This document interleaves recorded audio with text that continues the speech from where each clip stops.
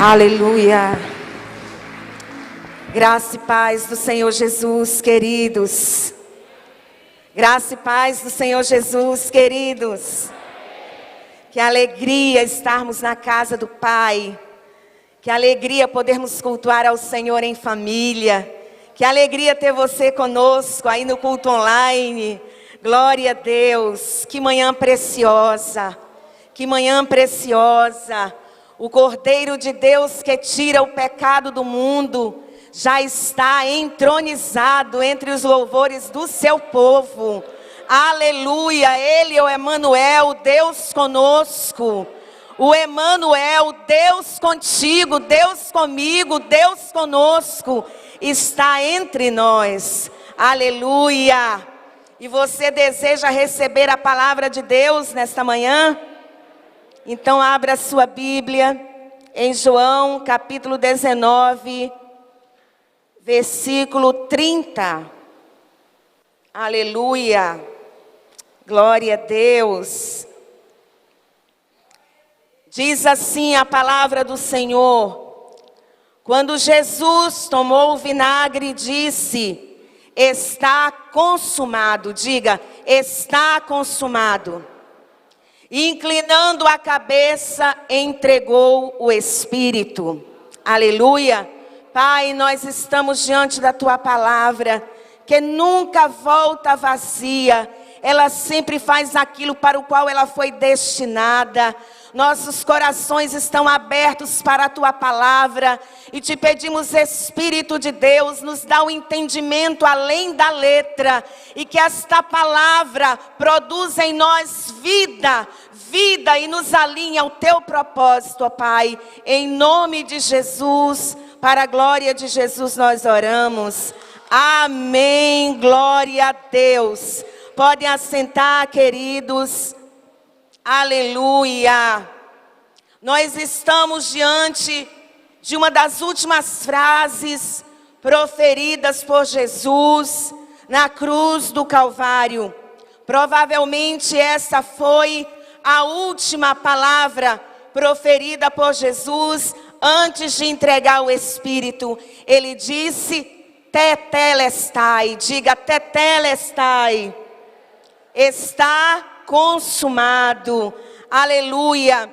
E nós precisamos entender, queridos, que a crucificação é apenas uma expressão visível dos acontecimentos eternos.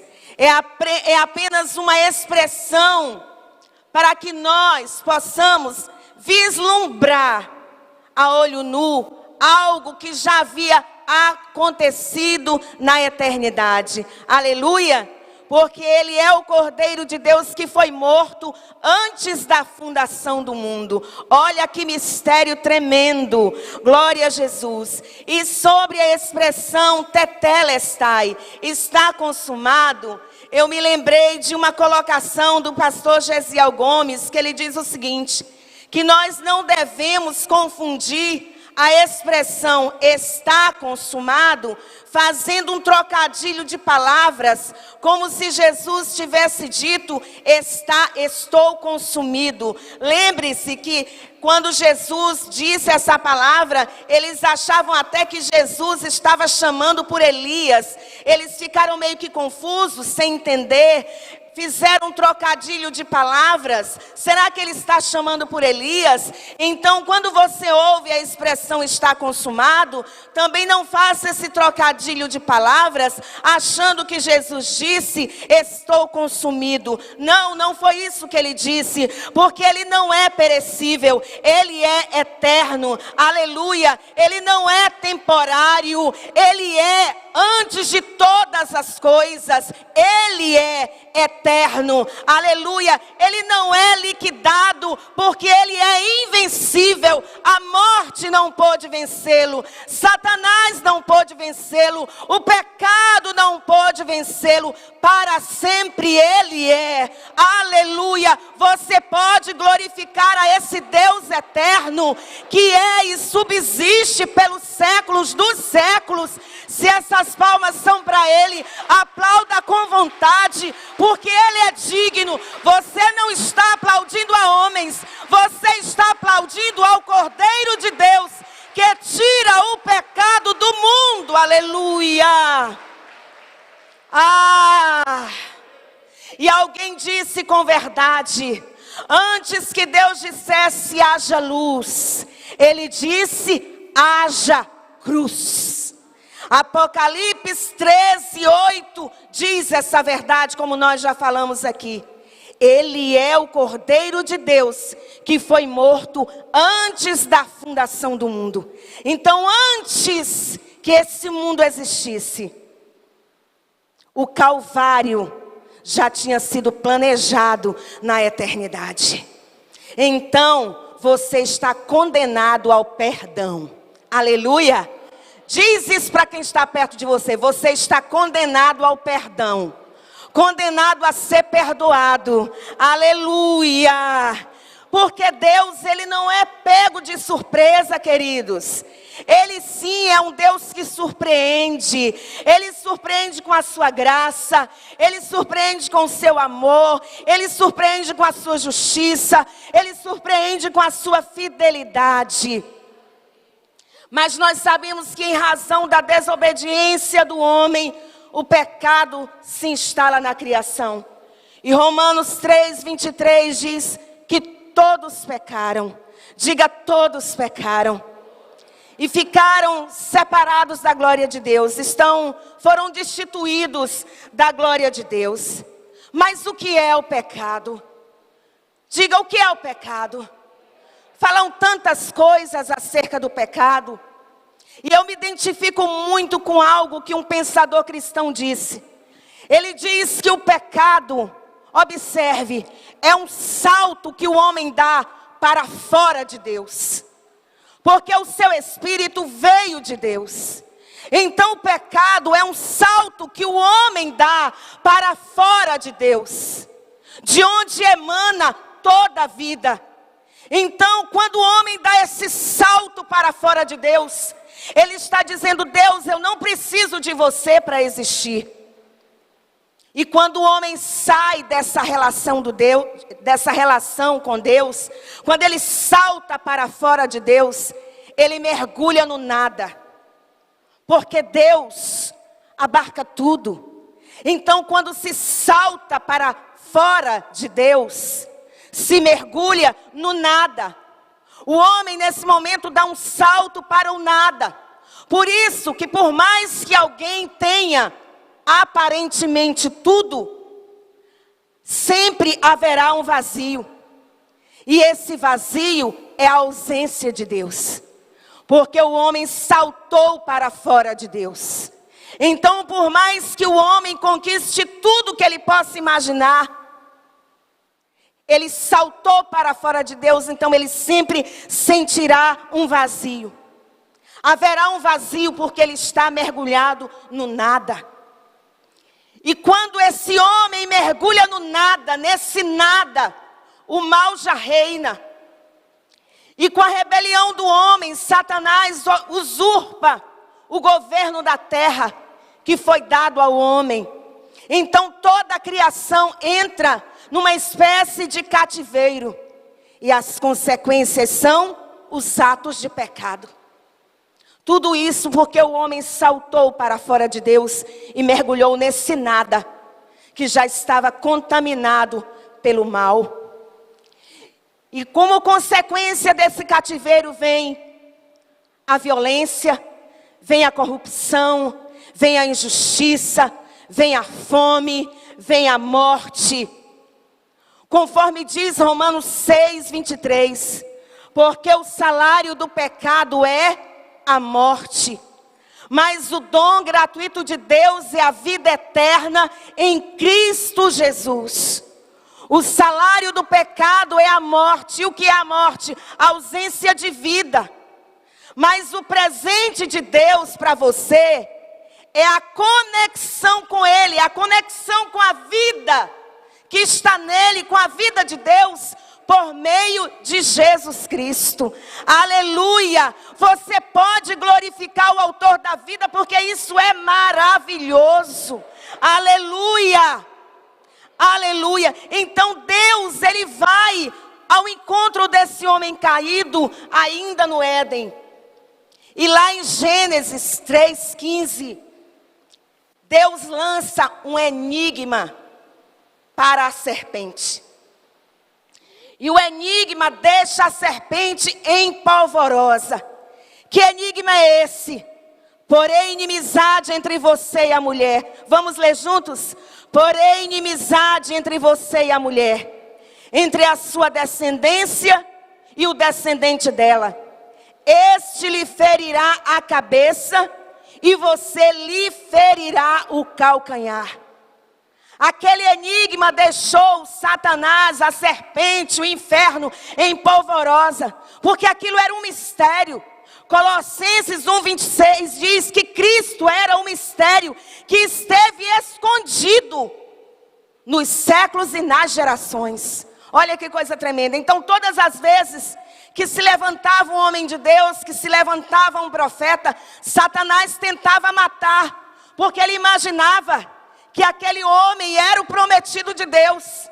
Então ele tenta de todas as maneiras impedir que essa promessa do Éden se cumpra, porque ele sabia que o seu reino estava ameaçado pelo enigma do Éden, pelo mistério que estava escondido naquela palavra proferida por Deus, que já vislumbrava, já havia determinado a redenção do homem e de toda a sua criação. Esse mistério permaneceu escondido por séculos e por gerações. Mas em Gálatas 4:4 diz que quando chegou a plenitude dos tempos, Deus enviou o seu filho, nascido de mulher, nascido sob a lei. Aleluia! Chegou o tempo. Toda promessa tem um tempo. E Deus faz tudo formoso no seu devido tempo. O sábio conhece o tempo e o modo das coisas. Não tente apressar o tempo, porque Ele faz tudo formoso ao seu tempo. Aleluia! E João 1,14 diz que quando chegou o tempo, o verbo se fez carne. O enigma, a promessa do Éden se encarnou e habitou entre nós, cheio de graça e de verdade. E vimos a sua glória. Glória como a do unigênito do Pai. Aleluia. Ele veio por você, Ele veio para você. Aleluia. Que essa graça te alcance, que esse favor te alcance, que essa misericórdia te alcance, que essa justiça te alcance. Aleluia. E no seu ministério terreno, Cristo se identificou conosco. Filipenses 2, 6 e 7. Ah, que evangelho tremendo. Diz que mesmo existindo na forma de Deus, não considerou ser igual a Deus algo que deveria ser retido a qualquer custo. Pelo contrário, se esvaziou, assumindo a forma de servo, tornando-se semelhante aos seres humanos e reconhecido em figura humana. Quanto mais você se esvazia, mais cheio de Deus você fica. Só pode carregar a glória quem está vazio de si mesmo. Aleluia! Ele se esvaziou para que a vida de Deus chegasse até você, chegasse até a mim.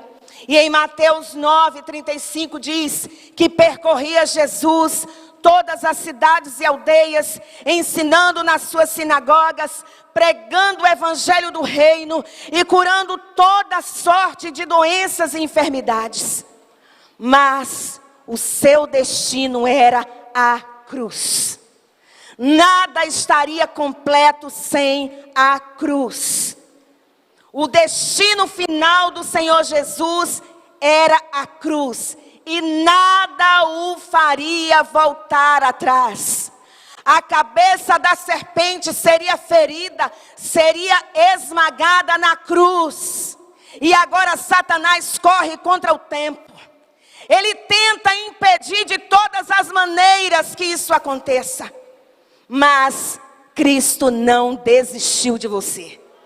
Ele não desistiu de mim. E Ele foi até as últimas consequências. Para isso Ele enfrentou a tentação de Satanás no deserto. Para isso Ele enfrentou a prepotência dos religiosos. Para isso Ele enfrentou a arrogância e a crueldade dos romanos. Para isso Ele enfrentou a via dolorosa. Para isso Ele chegou ao Calvário, aleluia. E quando Ele chega ao Calvário, a sua última palavra é tetelestai. Diga mais uma vez, tetelestai. Tetelestai. Diga tetelestai. Ele diz, está consumado, está feito, missão cumprida, está pago, aleluia. Ele está dizendo, eu consegui, eu consegui, eu consegui, aleluia. Ele conseguiu o que a lei não conseguiu. Ele conseguiu o que os profetas não conseguiram. Ele conseguiu o que os ídolos não conseguiram. Ele conseguiu o que as religiões não conseguiram. Ele conseguiu o que sangue de bodes, de animais, de ovelhas, carneiros não conseguiram. Ele conseguiu o que os rituais, as oferendas não conseguiram. E a cruz foi fincada em um monte com aparência de caveira, porque Deus não é Deus de coincidência. Ele é Deus de alinhamento de propósito. Aquela cruz fincada naquele monte chamado Monte da Caveira representava o que estava acontecendo no mundo espiritual. A cruz é fincada no Monte da Caveira e espiritualmente a cabeça da serpente é esmagada. Glorifique ao Senhor por isso, porque grande é o mistério da piedade. Aquele que foi manifestado na carne, foi justificado em espírito, crido no mundo, contemplado por anjos, recebido na glória. Ele é o teu libertador. Ele é o teu justificador. Ele é o teu Senhor. Ele é o teu Salvador. Aleluia. E Mateus 27:51 mostra o que aconteceu no mundo físico, que é uma expressão do que estava acontecendo no mundo espiritual. Eram 3 horas da tarde, no maior calor do dia, mas a terra escureceu. A terra tremeu, as rochas se partiram, aleluia, túmulos se abriram, e muitos corpos dos santos ressuscitaram. Imagine o que não estava, o rebuliço, que não estava acontecendo no mundo espiritual. Porque a palavra de Deus diz, e quando ele for levantado no madeiro, ele mesmo disse, quando eu for levantado no madeiro, eu atrairei todos a mim. A cruz não é morte, a cruz é explosão de vida. É tirando você do nada e atraindo você para dentro de Deus. Aleluia! Na cruz o império da morte foi esmagado. Por isso que Paulo diz, onde está, ó morte, a tua vitória? Onde está, inferno, teu aguilhão? Tragada foi a morte pela vitória. Aleluia, aleluia, aleluia. Tetelestai. Diga mais uma vez, tetelestai. está consumado. Meus amados, e quando Cristo usa essa expressão, ela tinha diferentes significados naquela época. Ele fala tetelestai no grego, mas tinha vários significados que não dá para nós compartilharmos aqui por causa do tempo. Mas todos os significados dessa palavra apontam para Cristo. Olha que coisa maravilhosa. Há toda uma semelhança com a obra de Cristo. Mas há dois aspectos que eu gostaria de destacar. Tetelestai. Um dos significados é dívida quitada. Diga, dívida quitada.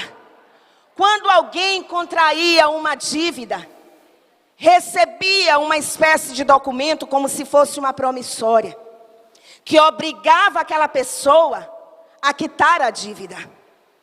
Se não quitasse, poderia até se tornar escravo. Pagar se tornando escravo do credor. O devedor acabava se tornando escravo. O devedor acabava se tornando escravo do credor.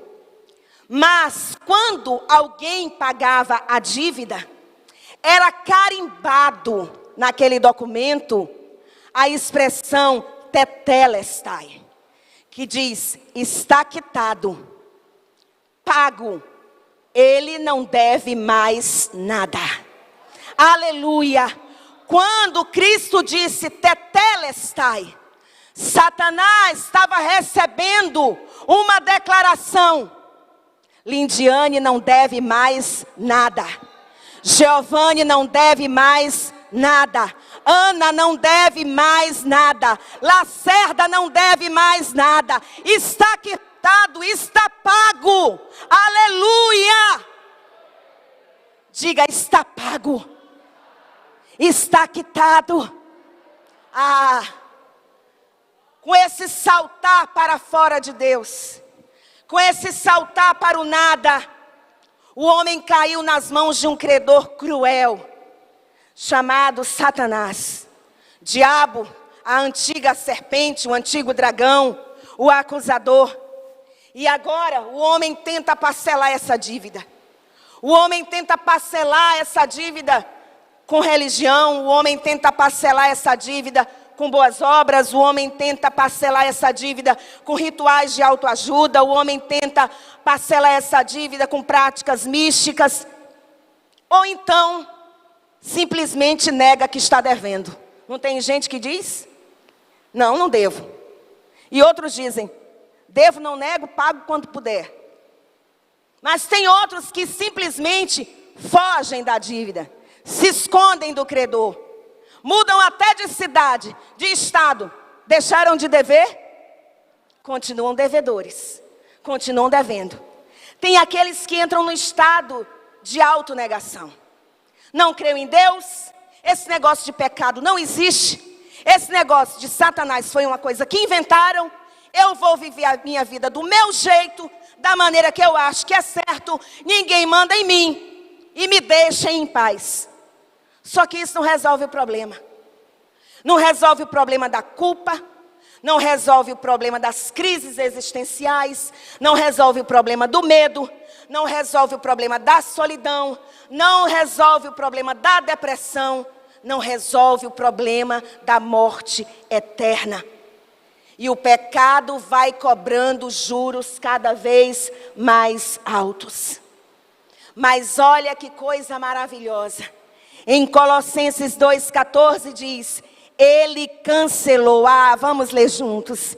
Ele cancelou o escrito da dívida que era contra nós, que constava de ordenanças, o qual nos era prejudicial, removeu inteiramente, cravando-o na cruz. Na cruz, Cristo estava dizendo, ele não deve mais nada. Ela não deve mais nada. Você não deve mais nada. Então se aproprie desta graça, porque é de graça, aleluia. pela graça sois salvos por meio da fé, e isto não vem de vós, é dom de Deus, não de obras para que ninguém se glorie. Aleluia. Mas essa palavra tetelestai, diga de novo, tetelestai, ela tem um outro aspecto. E o outro aspecto é a declaração de posse de uma propriedade. Diga, declaração de posse de uma propriedade. Quando alguém adquiria um terreno, a pessoa, para receber a escritura de posse definitiva do terreno, ela tinha que quitar a dívida. Ela tinha que quitar o valor do terreno. E quando ela quitava o valor do terreno, ela recebia um documento também carimbado com a expressão tetelestai. E a expressão dizia legítimo proprietário. Quem aqui já está entendendo o mistério? Aleluia. A dívida está quitada e agora só existe um legítimo proprietário. Aleluia. Tem gente que era sociedade de demônios. Um dia, ou uma parte pertencia a fulano, outra parte pertencia a ciclano, outra parte pertencia a beltrano.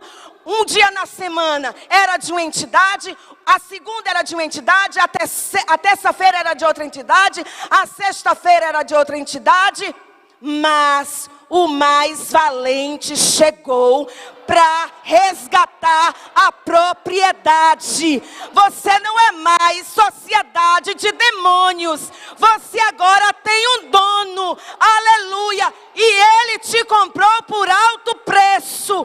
Aleluia. 2 Pedro 2,9 diz: vós, porém, sois geração eleita, sacerdócio real, nação santa, povo de propriedade exclusiva de Deus, a fim de proclamar as virtudes daquele que vos chamou das trevas para a sua maravilhosa luz. Ah, você que vivia fugindo, correndo, apavorado, atormentado, disputado por demônios. O mais valente chegou e disse: saiam daqui, bando de cambada. Saiam daqui, porque ele agora tem um dono. Para com a palhaçada. Se retira dessa vida. Se retira de tudo que é dele. Se retira de tudo que é dela. Eu agora sou o legítimo proprietário. Ela é minha, exclusivamente minha. Ele é meu, exclusivamente meu. Aleluia. Ah, tetelestai. Ele quitou essa dívida. A dívida dessa culpa que você não consegue se perdoar.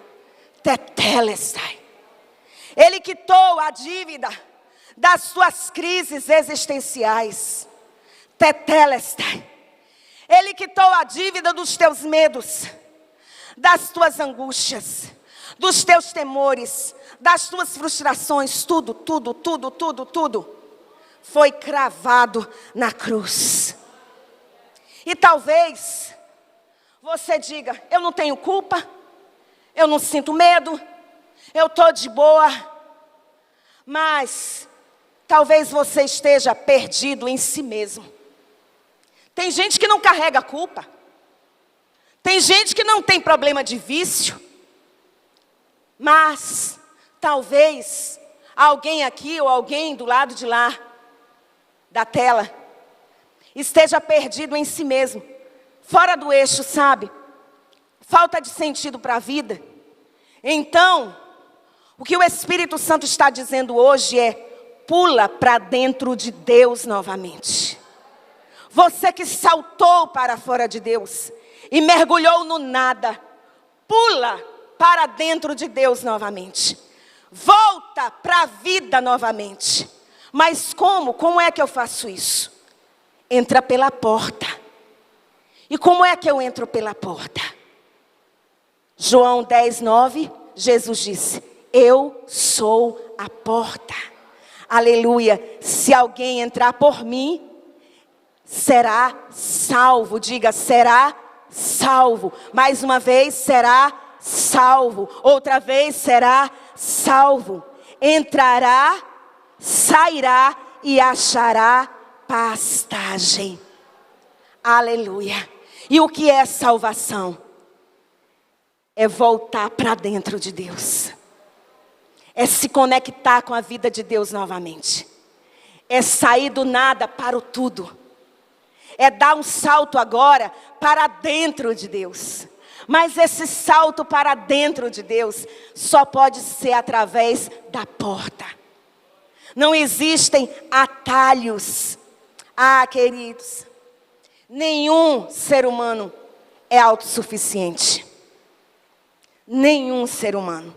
Até você que diz que não precisa de Deus, que não precisa de ninguém, você se basta. Não, você não se basta. Você não é autossuficiente. Sabe por quê? Porque até para existir biologicamente, alguém precisou doar parte de si por você.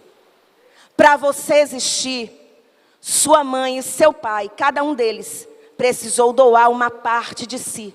Senão você não existia.